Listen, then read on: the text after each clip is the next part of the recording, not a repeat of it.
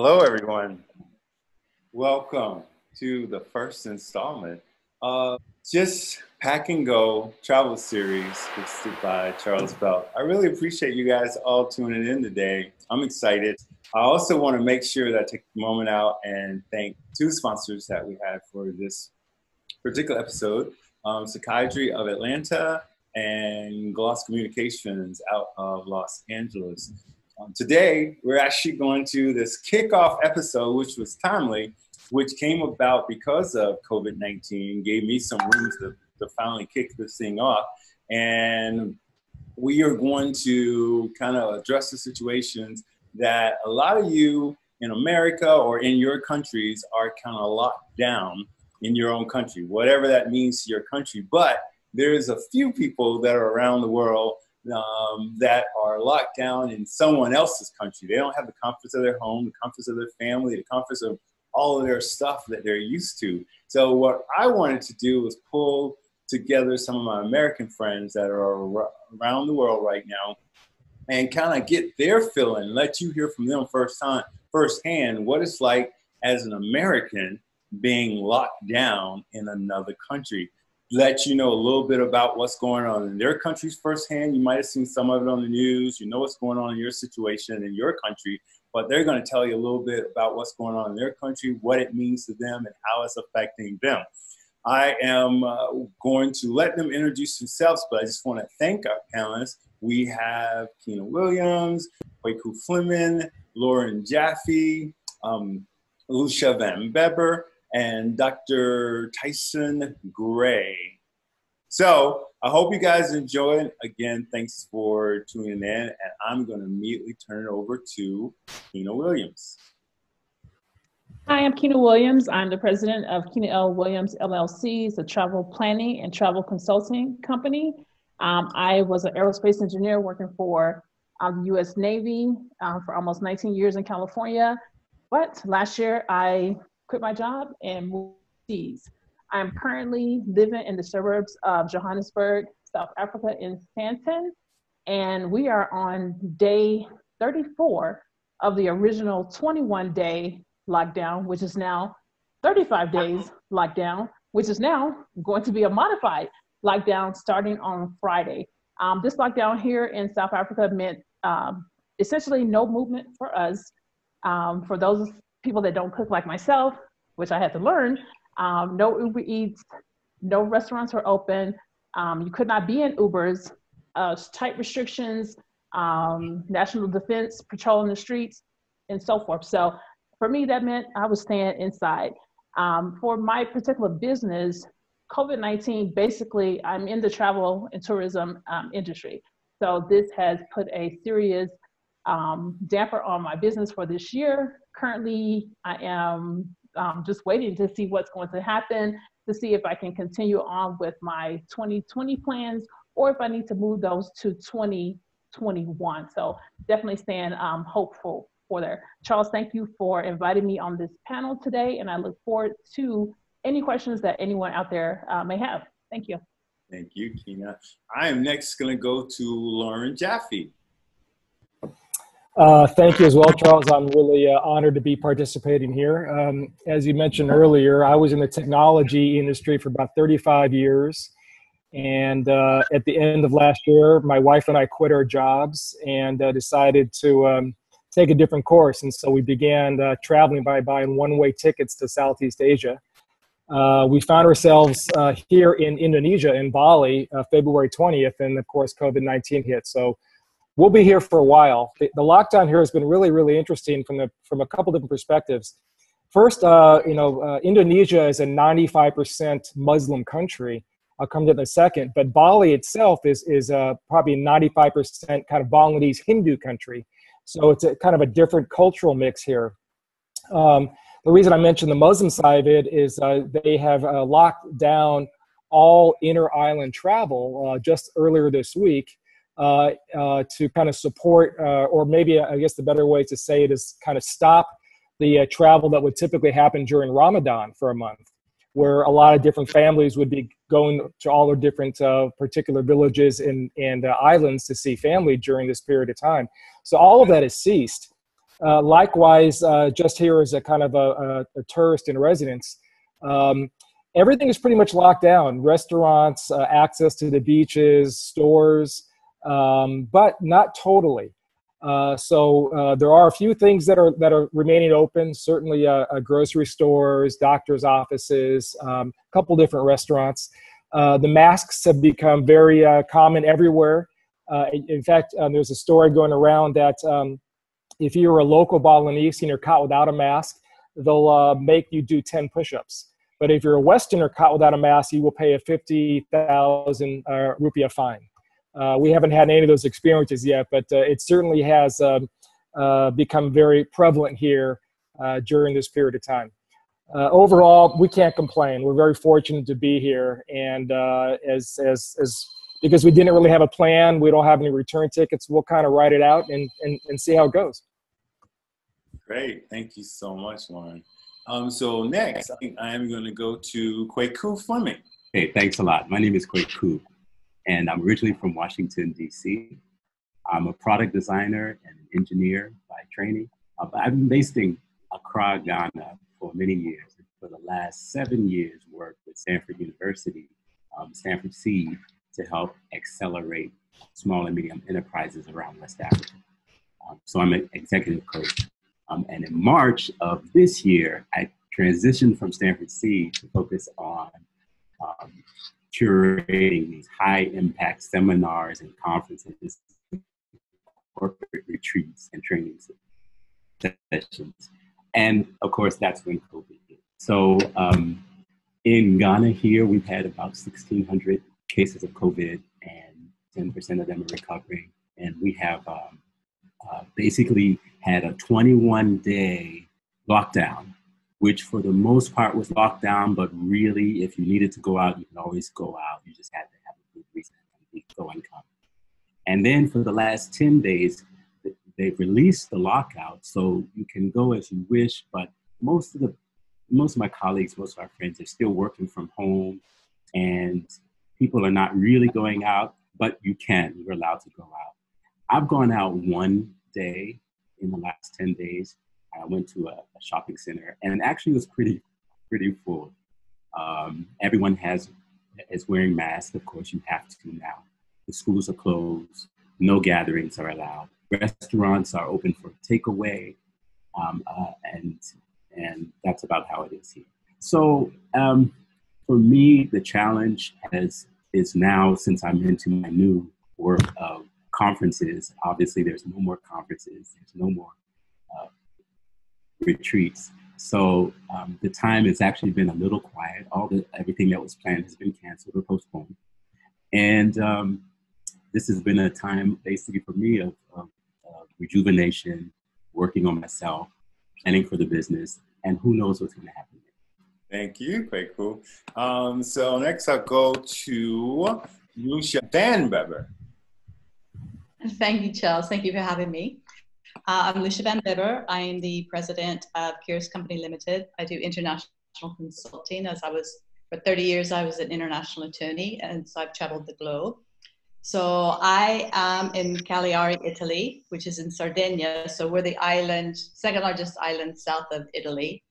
And we have been locked down this is our 8th week. So like 50 some days right now. And no, there's no exercise, nothing. Only you could go to the supermarket or a doctor, and or pharmacy, and that's pretty much it.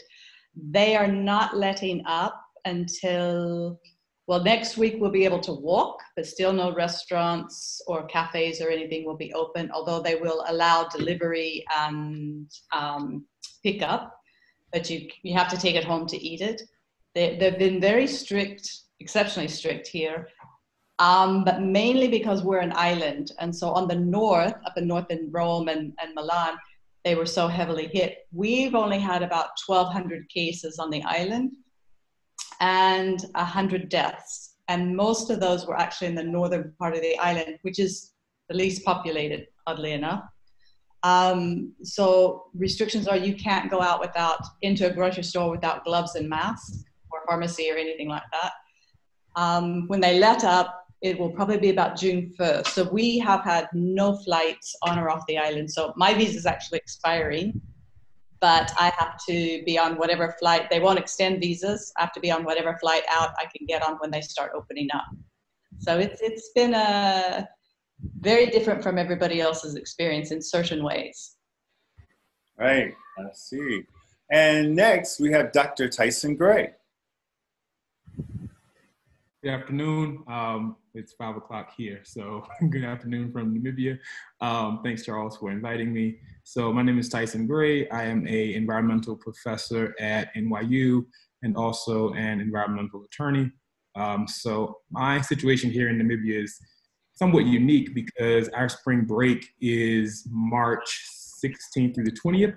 And so I had planned on traveling prior to the whole coronavirus breakout, and I decided to stick with those plans. So I came here a week before spring break on the 13th. Things that kind of started to, I guess, get, you know, the noise around it potentially being bigger than just a couple of cases was starting. So I did do a little bit of research and realized that Namibia had the least amount of cases at the time, and felt like this would be a good place to just come and hang out for the week. Shortly after I got here, they closed the borders on the 20th. And so once they closed the borders, they did a lockdown, and the country was supposed to be locked down until April 17th. But it was actually not as bad as some places. We were still able to move around within Namibia. At the time, I think I was in Solitaire. I went from Solitaire to Swakopmund. I had a couple of tourist things planned that got canceled. Some did, some didn't. Then I came to Windhoek, which is the main city. And then from here, they extended the lockdown from April 17th to now May 4th. And I think that's partially because Namibia is very dependent on South Africa. And so even when we closed the borders here, the international flights between Joburg and Windhoek actually are still operating just because of trade issues and a lot of commerce that goes from South Africa here into Namibia. But on the ground, it's actually not that bad. People haven't necessarily started wearing masks. Sometimes people do, but it's not required. They do sanitize you when you go into grocery stores or things like that. But again, we only have 16 cases in the country, and 8 have cleared up. So although the country is being very safe, just in terms of understanding the global pandemic, on the ground, there's a lot more movement. Last week, they opened up initially it was only not restaurants, but fast food places that were open. But last week, they started opening up a couple of clothing stores. And when I went inside, I asked why they had opened those back up since the country is technically still closed. And they said because of the season changing, they opened it up so people could buy winter clothes. So again, it's a little bit more flexible here than I assume that it is in other places. And just in terms of how it's impacted me, fortunately, I've been able to teach remotely. So NYU moved to remote teaching prior to me leaving. So I've been able to teach via Zoom since I've been here.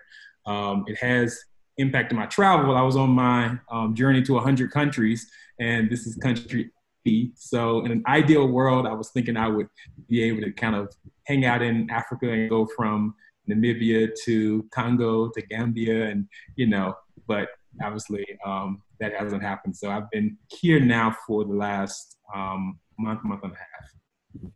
Interesting. So you guys have some really interesting experiences, and hopefully the people that are joining us, you guys hear, and if for you ones in the United States, you hear that lockdown abroad in some of these countries have been serious business. I don't know if you've seen some of the videos, but on the feed that I get, I've seen, police officers in Kenya and even here in South Africa and in Mozambique and some of these other countries where they're actually beating people.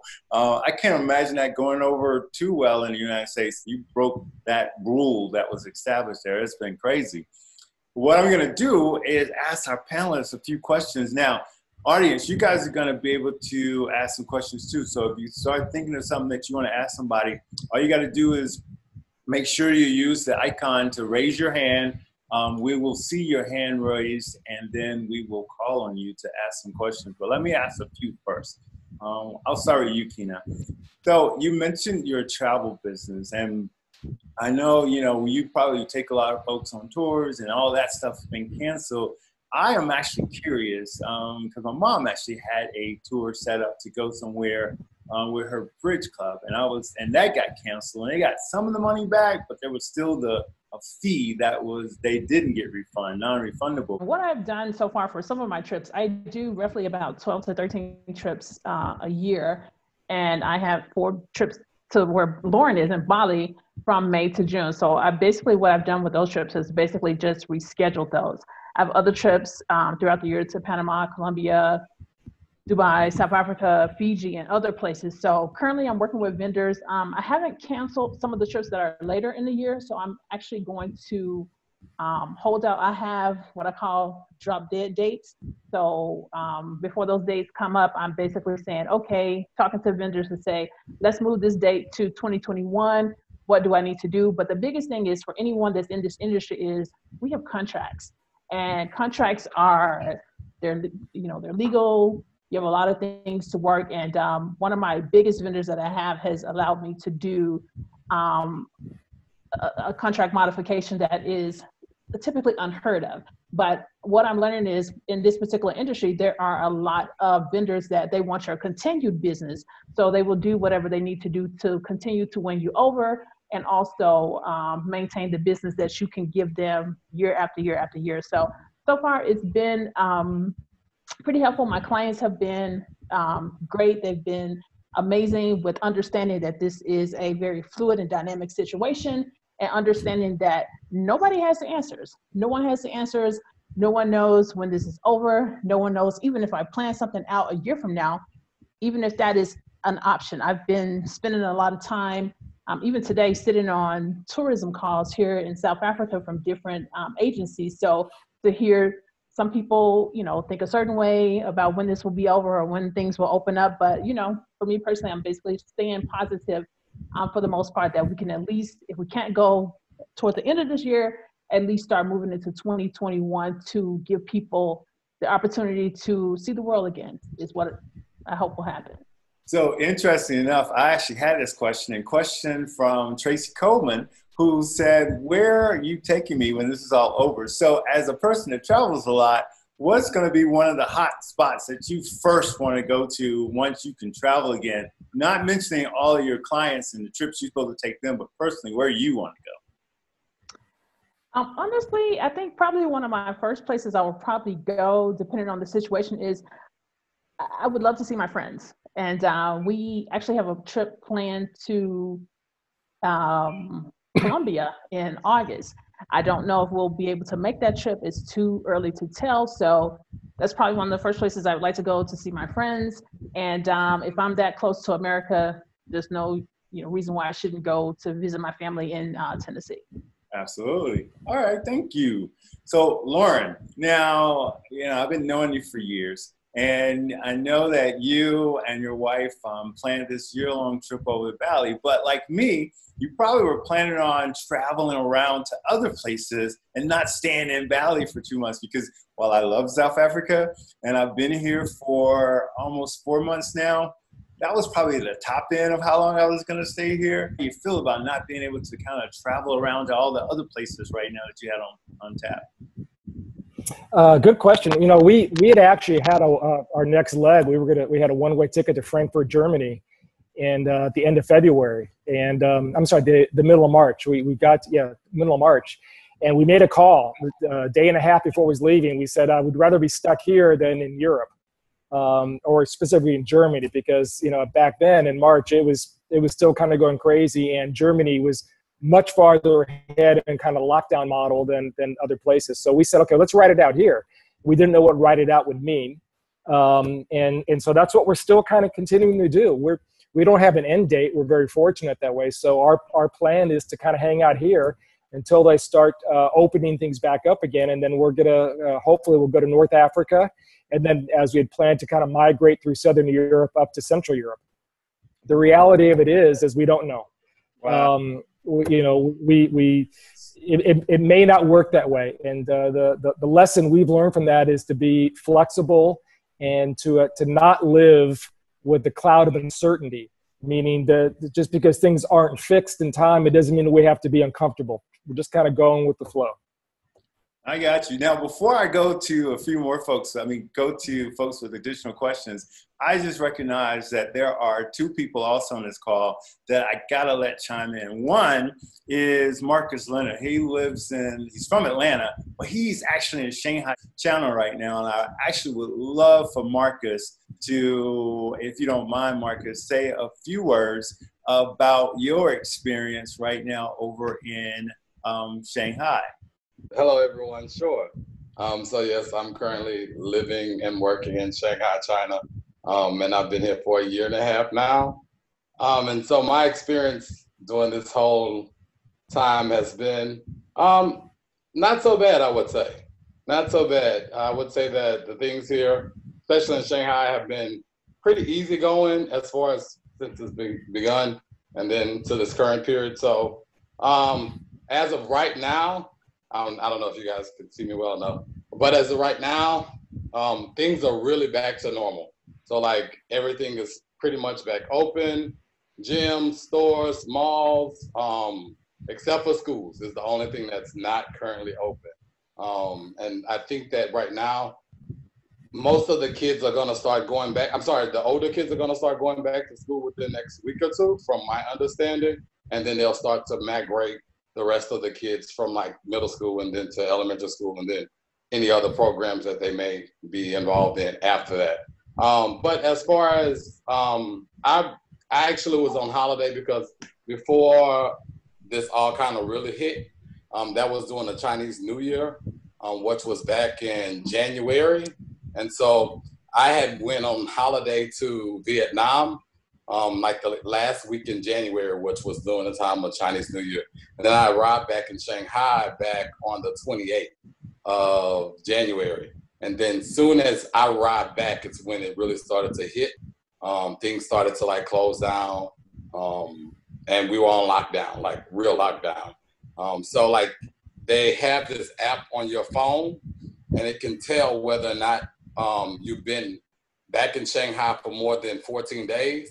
And so if you did need to go out or something like that, you would have to show them this code on your phone to say whether or not it was green, whether it was yellow, or whether it was red. And so if you was red, of course, that means that you probably were not supposed to be out, that you were supposed to be in your house for quarantine for 14 days or whatever the case may be. But because I came back before a lot of this happened, my code has always been green. So I've always been allowed to go out and do whatever I need to do for the most part. But as of right now, like I said, everything is pretty much back to normal except for school. So I currently work as a teacher here. So I teach English.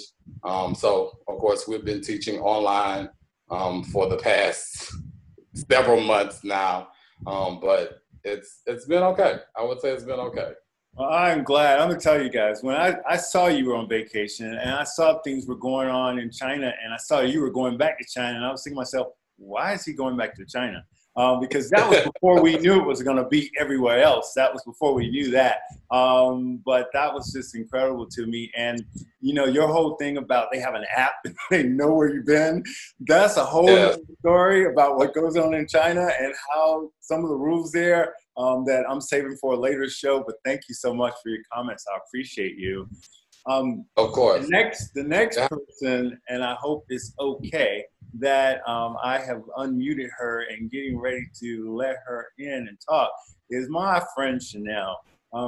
Chanel and I met actually in Vietnam. And we hung out for 3 days, and then we hung out again in both Germany and in Kenya. So Chanel was going to actually be on the show, but unfortunately her father died recently.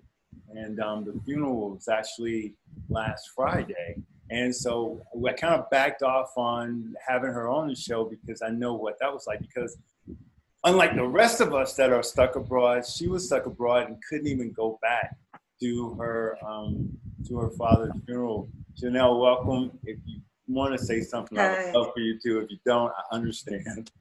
Yeah, no, I think it's important to share. And when you first asked me about it, it was all very, very fresh. And you never know how things go, where you'll be, or what have you. But I look at what's going on in the world and how people talk about the corona crisis, and they see a bunch of statistics on their TV, a number of infection, and it's something many people, they hear it, but not personally affected by it. And in my case, I'm here working in Germany, where we are also on quarantine and only 2 people can gather. And overall, the measures have been quite effective in Germany. No apps, they thought about doing that, but the parliament shot that down. But for me, and then I'm looking, talking to my family and saying, hey, you guys, watch out. This corona thing it's important that you take care. And then in a matter of 2 days later, after talking to my parents about taking care of themselves, I get a message that, hey, your sister is coming to take your dad to the hospital. He's not doing well, from one day to another. And within a matter of 2 days of being a little bit sick to being, I can't get out of bed, and being taken to the hospital, immediately intubated, and then having to be put on an artificial coma, and a week later passing away. And this put my mother, my sister, and my brother-in-law at risk because they were the ones in contact with him. And I thank God that family was there and somebody was immediately able to support. But it also, again, you put yourself in harm's way, but that's what you do for the ones that you love. And having to hear all of this, having to call the hospital and give the last words to my father to a nurse that she had to write down. And then the nurse was like, oh no, we have to figure out a way that you can speak to him or that he can at least hear you or something.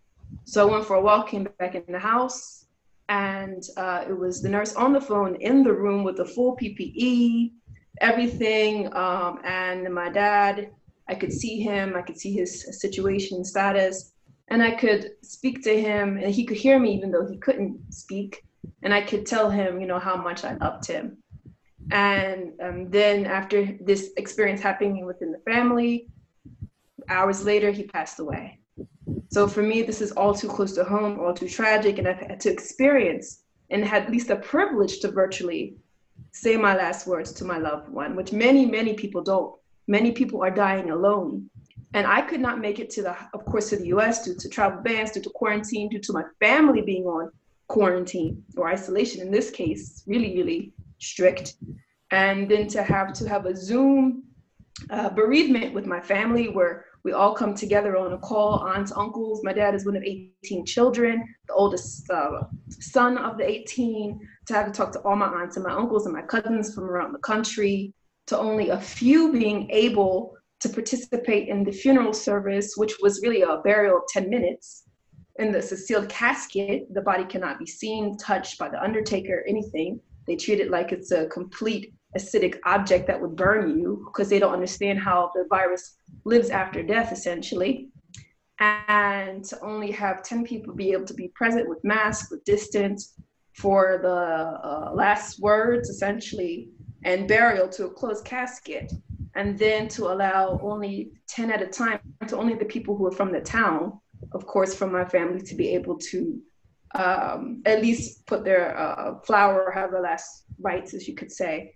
Luckily with technology, one of my cousins connected via Facebook Live so that the family from out of town and brothers and sisters could be able to see as well at the same time. And we were dressed like we were at the funeral, even though we were not there.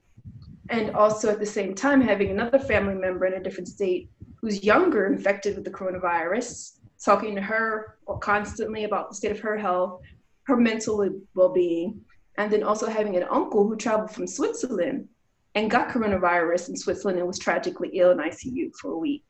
And having him has to go to his own brother's burial or funeral, and this is a man who's a pastor of a church and a leader of a community, not being able to have the proper respects. So this is something at a later date we have to deal with, and having a memorial to honor his memory at least, but I'm sitting here waiting to say, well, when is that? When can I actually get on the plane, go, knowing that I don't have to deal with this quarantine for 2 weeks, knowing that I can get back to the country where I work and live? It's all a cloud of uncertainty right now. So we're living in a world that's not the same, in a world that's tragic, in a world that's uncertain. And all I can do is take one day at a time, keep in touch with the ones you love, and do your best in anything that you do, and do what you love, because life is short.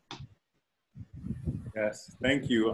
My prayers are with you. You know, you're my girl. I am so sorry that has happened during this time, but stay strong, and I will continue to be in touch with you. Yeah, thanks. All right, so I got to take a moment from that. But anyways, Lucia, you know, on that note, you were in, or you are in Italy, where just a lot of folks had died or are in, and are still dying, you know, a very significant number. What was it like to you? Because when you went over there, I remember you went over there, and it was a month before all of this happened to the lockdown with Italy, and it became the focal point of this whole crisis and the deaths being surrounded. What were your thoughts? What were the thoughts of your friends and family that you were in Italy when that was all over the news at the time? Well, okay, for me, like I said, I'm in an island in Sardinia, so we're south. So literally we thought we might be buffered a bit, because what happened was about 10,000 people. They were actually isolated in the north before we ever started. But people were breaking through because they didn't want to be stuck there. So they were coming south. And we got about 10,000 of them coming onto the island. So what happens, they actually said, that's it, no more flights. So they isolated the island very quickly. And I had an option of getting out, but like most, I thought, you know what, I know what's happening here. I don't know what's happening in other countries, and it's better weather here. So I decided to stay. I always go for the sunshine, but never in my wildest dreams did I think I'd be 8 weeks locked inside. And so now that they're not extending the visas, so my visa expires, so I've got to leave, and it's a matter of where's the next place. And it's very, you have to be very flexible, you have to be very open to change, which luckily I am. The projects that I've worked on have all disappeared, just because it's now definitely not the priority that everybody had before this lockdown occurred. As to what people thought of me being here, those that knew just said it would be you in a hotspot, and they just kind of shrugged it off and said they weren't surprised. It's not like I actually knew that this was going to happen or anything. It's one of those things that, you know, none of us had any idea the extent of what was coming with this pandemic. So it's a very I think Kwesi said it's a time to really observe yourself. I did a lot of studying. I took a lot of courses, and psychology courses from Yale, from Princeton, M&E courses from Berkeley. So for me, it was a time just to continue learning and to do things that I ordinarily wouldn't have had the time to do. So I think you can see positive sides of it. If you look, there's always a silver lining. It's just, you really have to look on this one. Sounds like to me you're very close to earning your PhD from traveling abroad. after 30 years, I would hope so. Dr. Gray, so for those of you that don't know that's on this, Tyson Gray has a very popular following on social media. I think it is King of Harlem 22. And on Facebook it is Tyson J. But he is on this road to 100 countries. And I always describe myself as, you know, I travel a lot, but it's more of a Charles Belk arch known, because I don't really put myself out there. I go to nice places that have nice hotels or nice Airbnbs, whereas Tyson will go to these places and find the most like remote hotel or remote lodging. Nice, but just remote. And if you checked out his Instagram at all, you will see some of these pictures. So it makes me ask you, one of the things that I used to always say about you is that, yeah, he travels a lot, but he only stays there 2 or 3 days. But now you have found yourself in Namibia unexpectedly for almost a month now, I believe. What has been the experience being in a country much longer than you normally spend? The thing is that, I mean, so it's actually been about 6 weeks now. So it's been like a month and a half. I always say I can see an entire country in 5 days because I typically hit the ground and I have all of the spots I want to see and the things I want to experience and what are the, you know, foods in the country I need to eat. And so I'll kind of run through a country and kind of like get a good survey in about 5 or 6 days. I will say that being here this long has been a little bit too much. I found myself becoming sedentary in the way that I am when I'm home. So I often relax at home and I adventure and go out and I'm more, you know, extroverted when I travel. And so now I found myself waking up, laying on the couch, watching Netflix. But that's also part and parcel to the fact that things are locked down. So I had a couple of activities planned about 3 weeks ago before the initial lockdown. And then I got emails saying, you know, that they were not going to be doing the paragliding on the beach and some of the activities on the dunes had been canceled. So, you know, one of the things that is a concern with the whole lockdown is just the economy for some of these countries that thrive off of tourism and not having, you know, people here to support that industry. I was able to drive outside of the city last weekend. I went to the park, just open space and took some drone shots and videos and things like that. But generally, I like to be a lot more adventurous when I'm in a country. I like to go out and try food. I like to interact with, you know, the locals. And so being here 6 weeks and not being able to benefit from that extended time has been a little bit disappointing because it would have been nice to have 6 weeks in Namibia when everything was up and open. I'm going to monuments and taking pictures outside the monuments as opposed to being able to go inside the museum, the art gallery, things like that. All these things are closed. So it's not a typical, I guess, experience that you would have if you're in a country for a longer period of time. Because I don't know if I'm really getting a feel for the custom and the culture here in Namibia the way I would if it was still a thriving, you know, economy. Okay, that makes sense. I get that. So what I want to do is make sure one of the cool things about doing this show on Zoom is that it allows for interactive, like you would have a Zoom meeting or a family gathering. I just decided to make my television show on it. And anybody have any questions that they want to ask anybody on the panel? Raise your hand, let me know. I think there should be something on your screen that allows you to raise your hands and we will see it.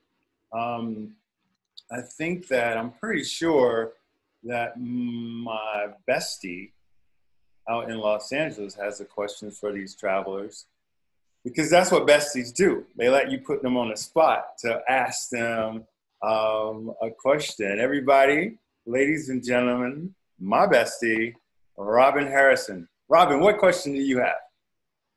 Good morning, everybody. It is 8:41 here in Los Angeles, so I thought I'd put that out there.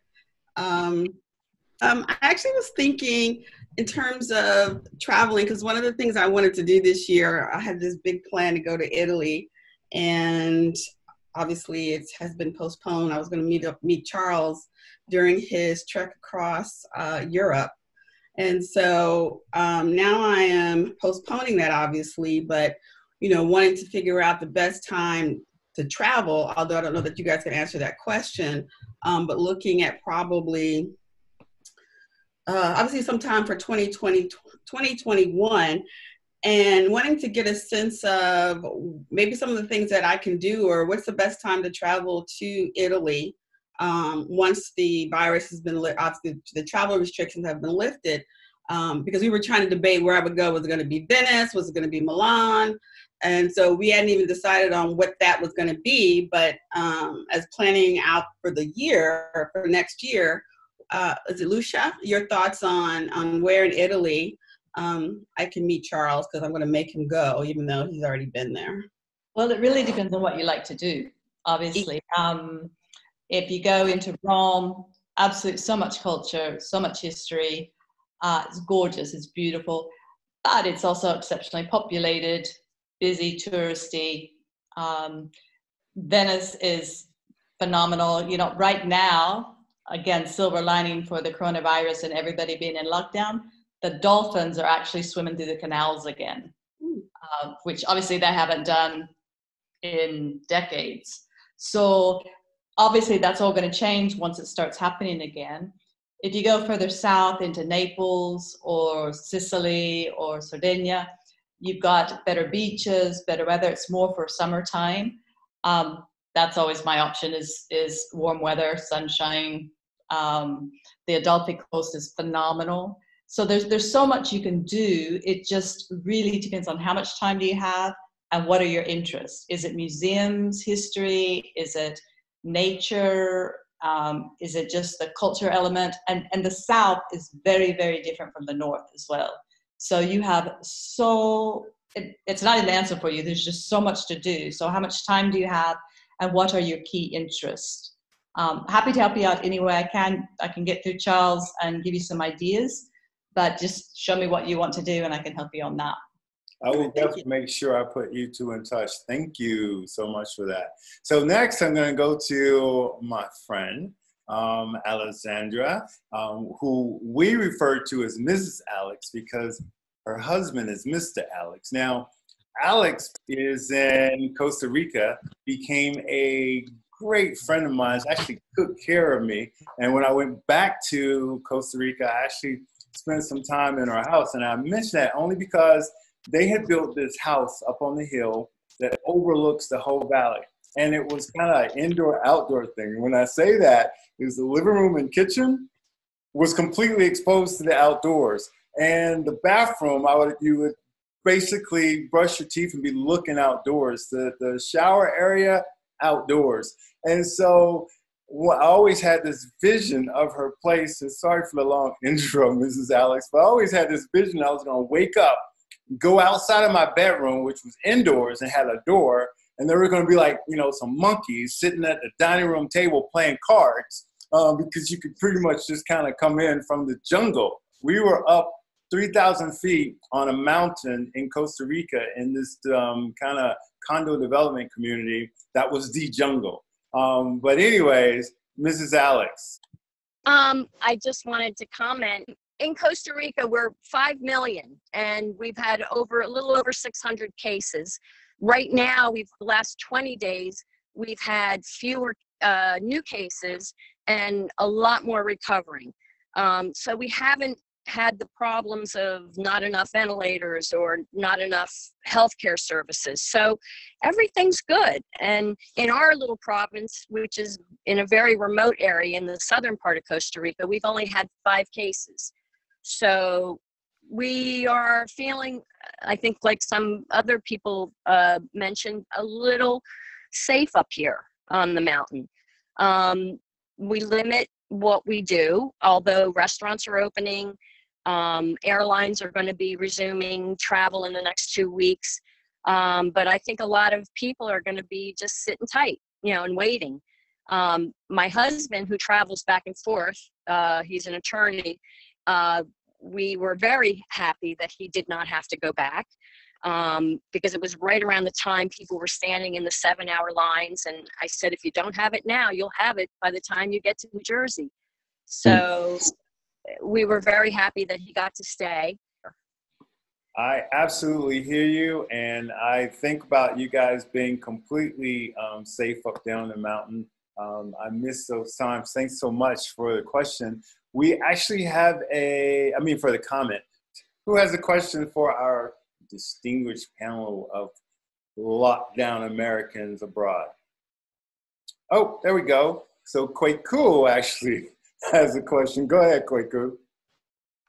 Okay, sure. My question, I'm wondering from the others, if you were like a real social person and you just like to go out and party or have a good time, obviously for most of the places where we are, you can't do that. So what's the substitute? What's being done instead so you still get that same energy, you still get that same kind of excitement? And I'm looking for ideas, basically. Well, actually, go ahead, Kina. No, I was going to say for me, I'm a very social person. I'm an extrovert, at least I thought I was until the lockdown started. I don't know. I guess the biggest thing for me is I'm missing human interaction. So I think that's why I signed up to do things like Zoom. I do live videos on my Facebook page. I post videos on my Instagram. I chat a lot online, try to contact my friends as much as possible to keep some type of normalcy going on. So it's, difficult here in South Africa. We can't, you can't even go outside to exercise.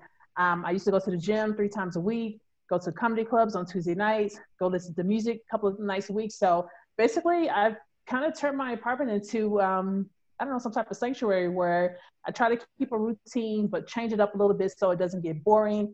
When I do go downstairs here, talk to the people in the building, from a distance with my mask, and just try to, do the best that you can. So basically, again, I make videos here, post on Instagram, do Facebook Live, call my friends. We do, sometimes we do happy hour Zoom calls. So that's been a great thing to do if you haven't done that already. So at least try to, connect with people. And every day on my Facebook page, I do the day of document, day 31, this is what we did, this is what I did. Or since this particular lockdown has forced me to cook, I post my cooking pictures to friends to say, hey, look what I made today. And I'm still alive. It wasn't bad, So, do those type of things and stay involved with people that, that you love, people that you care about is what I try to do daily. Absolutely. And I would agree with that. Kenya and I'm on her social group and WhatsApp group, and she keeps me completely entertained. So I think that works out well. And I would agree with that. We actually have a question as well from Kat, I think. Kat? Hey, Charles. Catherine. All right, I saw Kat. So Catherine is we went to high school together. And so I'm sorry, I didn't even see it, just said Cat's iPhone. Hey, Catherine. Forgive me, man. I shortened it on there, the long name. And I apologize. I'm sitting here hurriedly making masks because David's family is sick, my brother, and they need masks like now. And we can't get them in this part. I'm in New York City for everybody on the phone, or just outside of New York City. And we've been in lockdown now, or I have actually been in lockdown since February. My background is in public health, and I have an autoimmune problem. And when I saw the virus coming, I was like, okay, you're going inside now. But the question and the comment I had actually for people outside of the U.S. is that I'm curious what you're hearing about the U.S. borders and the ability to travel into New York and into Europe, because as I said, I work with an international group of women rheumatologists right now, and we have a big meeting planned this summer, and we've already been told by contacts within the State Department that those speakers can't come in, for instance, to speak at the conference. And we've heard, back and forth with Governor Cuomo when he speaks on his daily briefings about whether or not he's comfortable with international travel opening up. And I'm wondering what you guys are hearing on your end, given our very questionable Washington presence. Anybody want to take that? Well, I actually, I know there was a lot of people that were saying, like, oh, you're trapped. And I have to remind people I'm not trapped. I actually left so that I would not be in New York City in the pandemic. But as far as I know, there have been flights from Joburg. I actually booked a flight for the 8th just because my initial plan was to ride this out for a week or two. And now it's turned into a month and a half. And I don't know if I can really stay in Namibia for 3 months, depending on how long this takes. So at this point, I'm just like, okay, I have to go back home. So I do have a flight out on May 8th from Joburg on Kenya Airways. It goes through Nairobi and then into New York. So unless something happens and that flight gets canceled, my expectation is to be on it. Well, you have to also watch the fact that there's a lot of European countries that actually have closed their borders. They're not opened yet. Likelihood is they'll probably open around June, but they are discouraging people. But it's a lot of countries say no, like Italy, you're not allowed to come in unless you're an Italian citizen. I don't have a choice. There are no flights on or off the island. But even getting to another country is very difficult. So there's only really 2 countries I can get to direct, which would be the UK, which is completely topsy-turvy right now, and Ireland, which has done a very good job. So those are the only 2 I can get to direct without having to go through Rome or Milano or someplace. As far as getting back to the States, they're not allowing foreigners in unless they're a relative, like a child or a spouse that needs to come back for something and got a green card. So they have been it is a lot more difficult, but U.S. citizens can get back into the U.S. I'll add, we've made some interesting friends here, and there's a couple of U.S. citizens nearby, and they can get flights back to the States, but their challenge is that because there's so few flights flying, that the planes that the airlines are choosing to keep in the air, they're getting premium ticket prices for. So for this example, for this couple to fly economy from Bali back to the States was about $5,600 per person. And that's really because they got a couple seats open. The airlines are saying if you can afford to fly, you'll fly. And so it's very cost prohibitive at the moment as well until they start to increase some capacity, I would suspect, through the airlines. But if you go, actually Norwegian is very cheap flights from New York and Boston area into Europe. Okay. So thank you guys for that. I think Veronica Shepard has what will be our last question. Wow. Good morning, good afternoon to everyone. I'm calling from San Francisco, California. I have the wonderful opportunity to work for the health department. My role is to provide mass feeding and meals to our Black and Brown communities that are most vulnerable. Currently, we have about 1,500 cases and 23 deaths. Our challenges here is that we have limited testing capacity, and the Black and Brown people are still the highest at risk. It's been interesting to see how this disease has impacted the world. I am ready to get on a plane and fly anywhere I could right now if I had the opportunity. So my question to any of the panel members is this. From your lens in other parts of the world, what do you think the restrictions would look like when we are allowed to enter your countries? So if it's okay to come to Ghana, possibly, what do I need to prepare for? Could I even get a visa to come to Ghana at this time or in the future? And that's all the panel. Thank you. Thank you. Go ahead, you guys. Anybody? Well, in the case of Ghana, the President Akufo-Addo comes on every week with an announcement. This last one on Sunday, he says that we'll be opening up for visitors again or travelers in 2 weeks. And I suspect that, of course, for a period of time, they'll still use the thermometers, which we've been using already in the past. You will have to probably quarantine yourself for a period of time. I foresee that being the case for several months. And so if you're coming, you're going to plan a longer stay than 14 days. And other than that, I think the whole world will have changed its habits and the way we do things. Fortunately, the new norm that we find in the States may be similar to the new norm fine here in terms of interacting with people. Some things around how we operate in gatherings. I suspect that may be the case for a while, but we will be opening up, and so come to Ghana. Thank you. Hi, Veronica. This is Kina. You know me very well. And you know me very well. I don't know how long it will be before we can let people here into South Africa. However, we're on a level system, level 1, 2, 3, 4, 5. We're currently on level 5 at this time. On Friday, we've been on level 5 since, I think, March 26th, 27th or so. We're moving to level 4 on Friday. I'm not sure how long we're going to be on level 4, but I suspect that we will probably get to level 1. Level 1, which will allow international travel.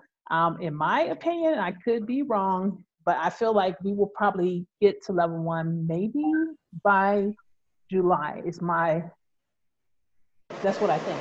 I'm not sure. As far as the restrictions, I imagine they will probably do as what Kweku was saying with the temperature checks. I don't know if they will continue doing the 14-day quarantine. I don't know if that will still take place, but I imagine they'll still do sanitize. I suspect that will be the norm pretty much everywhere we go. At this time, you know, South Africa closed their borders. People that are here, this is interesting. I don't know if other people on the panel want to talk about this, but because of what was going on in the United States, I just need to bring this point up. There were opportunities here in Johannesburg and Cape Town for Americans to leave, but most of the people that I know that are here decided to stay and ride it out here because, number one, the flight was expensive. Number two, I think that being here in South Africa was just a better location to be. So that's something, although this is probably unorthodox for me to ask, I'm curious to know from other people on the panel if that's something that they could answer. But back to your question, Veronica, it's just going to be one of those things where we're just going to have to wait and see when this happens, and hopefully you'll come and visit me in South Africa. And so on that note, as we reach the 6 o'clock hour, I am very, very happy of this first in the Just Pack and Go travel series hosted by Charles Belk with my co-hosts today, Kina Williams, Kweku Fleming, Lauren Jaffe, Lucia Van Beber, and Dr. Tyson Gray, with featured guests, Marlon Leonard or Marcus Leonard out of Shanghai, and now Washington out of Munich, Germany. Thank you guys so much. I really appreciate it. So I will be announcing, because this was kind of like my ADD kicking in, and the first show was going to be the show, and that's all it was going to be, but I decided to turn it into a season 1, 8 series show that will come on every 2 weeks on Wednesday through the lockdown period, at least as long as I'm locked down here.